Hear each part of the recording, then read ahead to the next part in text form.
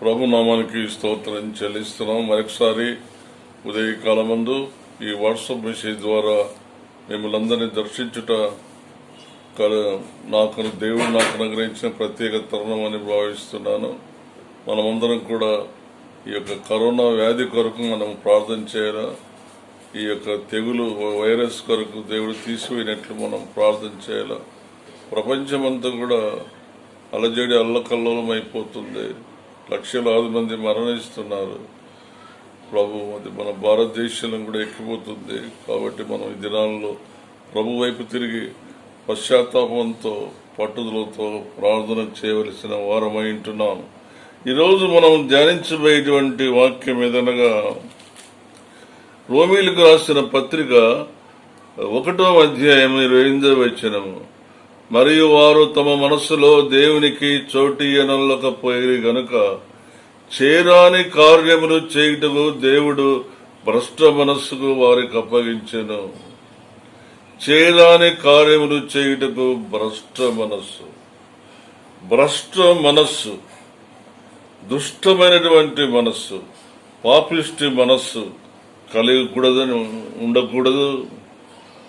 దేవుని వాక్యములో రాయబడిన మాట ఏమనగా, అట్టివారు సమస్తమైన దుర్నీతి చేతను, దుష్టత్వము చేతను, లోభము చేతను, ఈర్ష్య చేతను నిండుకొని మత్సరము, నరహత్య, కలహము, కపటము, వైరమును వాటితో నిండిన వారై ఉన్నారు. ఈరోజు మనం జ్ఞాపకం చేసుకున్నాం. నీ హృదయం ఏ రీతిగా ఉందో మనం పరిశీలించుకున్నాం.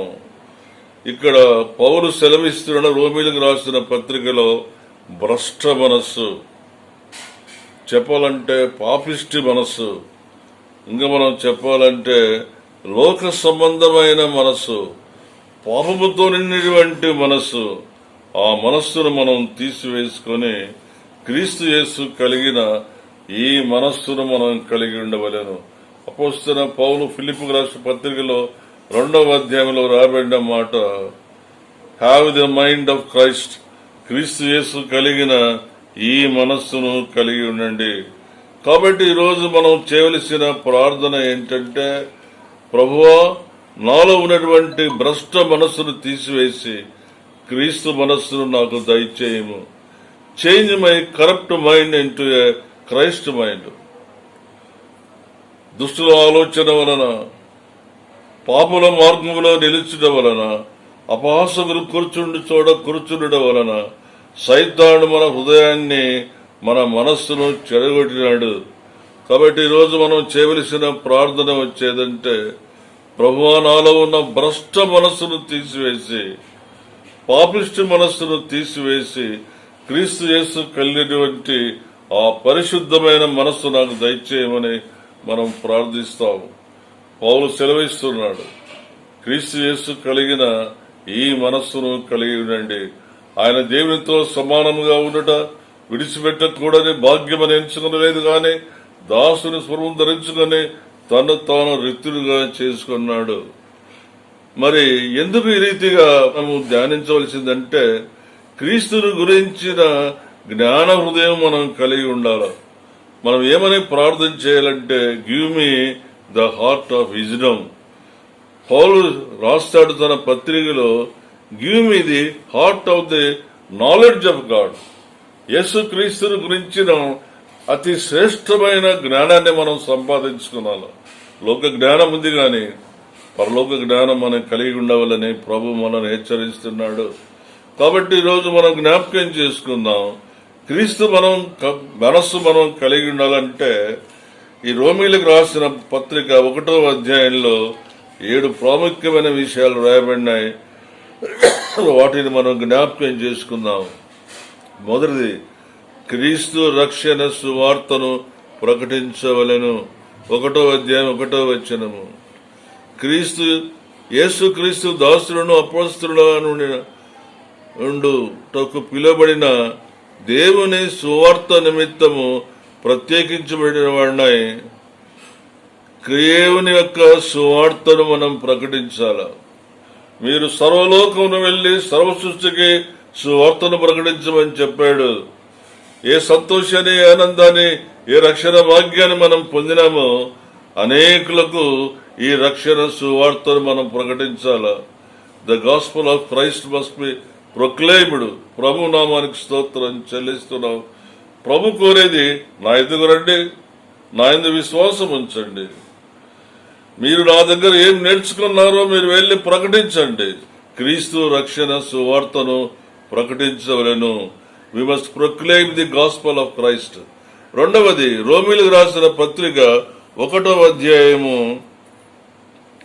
9వ వచనములో రాబడిన మాట ఏమనగా, ఇప్పుడు ఎలాగైనను ఆటంకము లేకుండా మీ యొద్దకు వచ్చుటకు దేవుని చిత్తం వలన నాకు వీలు కలుగునేమో అని దేవుని యొక్క చిత్తాన్ని మనం తెలుసుకున్నాలా. ప్రభువు ఒక వ్యక్తిని లోకములో సృష్టించినప్పుడు దేవుని యొక్క చిత్తం ఉందని గ్రహిస్తున్నాం. యోహాను ఈ లోకములో జన్మించక ముందే ఈయన పుట్టినందుకు అనేకులు సంతోషించుదరని వాక్యములో లిఖించబడినది. We must fulfil the will of Christ. మరి దేవుని యొక్క చిత్తం మనం తెలుసుకునాలంటే మనము సంపూర్తిగా ఆయనకు సమర్పించుకొనవలసిన వారమై ఉంటున్నాం.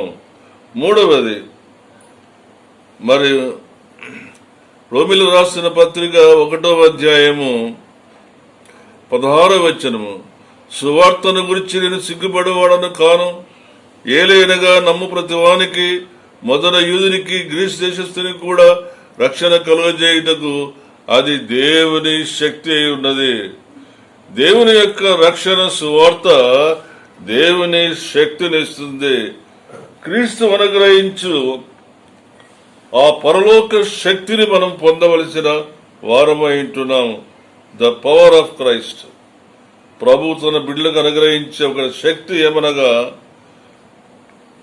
దేవుని వాక్యంలో రాబడిన మాట, ఆ శక్తి వలన మొదట యూదునికి గ్రీక్ దేశస్థునికి కలుగజేయుటకు రక్షణ కలుగజేయుటకు అది దేవుని శక్తి అయి ఉన్నది. నాలుగవది జ్ఞాపకం చేసుకుందాం. అదే 17వ వచనంలో, ఎందుకనగా నీతిమంతుడు విశ్వాస మూలముగా జీవించునని రాయబడిన ప్రకారము విశ్వాస మూలముగా అంతకంతకు విశ్వాసము కలుగునట్లు దేవుని నీతి దాని యందు బయలుపరచబడుతున్నది.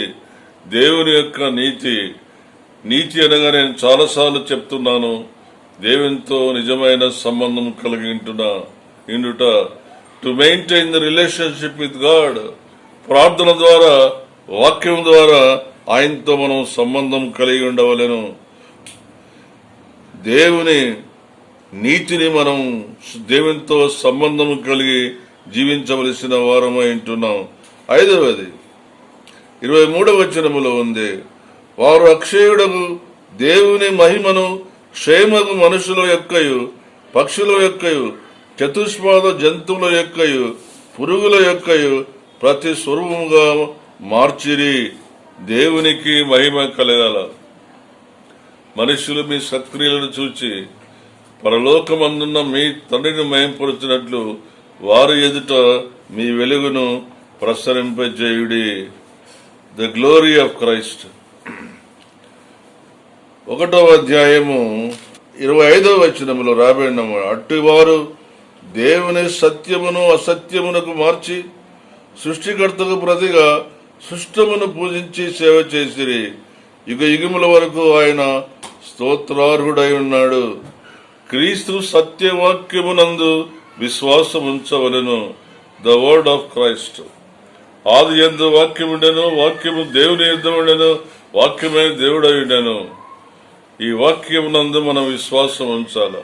ఈ వాక్యాన్ని మన హృదయంలో ఉంచుకోనాలా. కీర్తనకారుడు అంటున్నాడు, నేను పాపము చేయకూడనట్లు నీ వాక్యం నా హృదయంలో ఉంచుకొని ఉన్నాను. చివరిగా మరి 7వది జ్ఞాపకం చేసుకున్నాం. 31వ వచనం, 31, 32 వచనములో 32, ఇట్టి కార్యములు అభ్యసించువారు మరణముకు తగిన వారని దేవుని న్యాయ విధిని వారు బావుగా ఎరిగిండి వాటిని చేయుచున్నారు. ఇది మాత్రమే గాక వాటిని అభ్యసించు వారితో సంతోషముగా సమ్మతించుచున్నారు. దేవుని యొక్క ప్రేమను కలిగి ఉండవలెను. యేసుక్రీస్తు వారు శిలువలో చూచినటువంటి ప్రేమను మనం పొందవలసినటువంటి వారు. ఆ ప్రేమను మనం అంగీకరించాలా, ఆ ప్రేమను మనం అనుభవించాలా, ఆ ప్రేమను మనం అనేకులకు మనం అందజేయాలా. క్రీస్తు ప్రేమను కలిగి ఉండవలేను.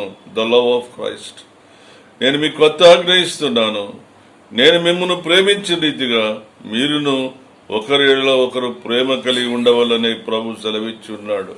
కాబట్టి ఈరోజు మనం ప్రార్థన వచ్చేదనగా రోమిలకు రాసిన పత్రిక 1వ అధ్యాయము 28వ వచనములో, మరియు వారు తమ మనస్సులో దేవునికి చోటి నెల్లకపోయారు గనక చేరాని కార్యములు చేయుటకు దేవుడు భ్రష్ట మనస్సు అనుగ్రహించి ఉన్నాడు, అప్పగించి ఉన్నాడు. కాబట్టి ఈరోజు మనం ప్రార్థన చేయాల, ప్రభువా నాలో ఉన్న భ్రష్ట మనస్సును తీసివేసి, పాపిష్టి మనస్సును తీసివేసి, పరలోక సంబంధమైన మనస్సును, క్రీస్తు యేసు కలిగిన మనస్సును దయచేయమని ప్రార్థన చేయాల. క్రీస్తు యేసు కలిగిన మనస్సు ఎటువంటి మనస్సు అంటే, క్రీస్తు సువార్తను ప్రకటించవలను, to proclaim the gospel of Christ.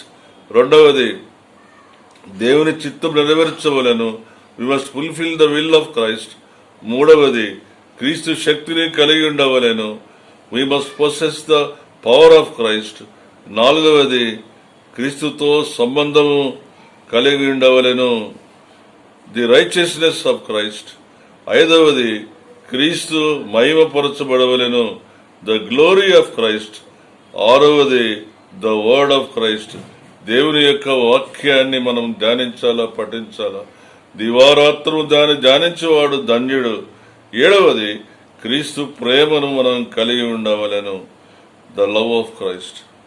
దేవుడు మిమ్మల్ని అందరినీ కూడా దీవించును గాక. పరమ తండ్రి అయిన దేవానికి స్తోత్రం చెల్లిస్తున్నాం.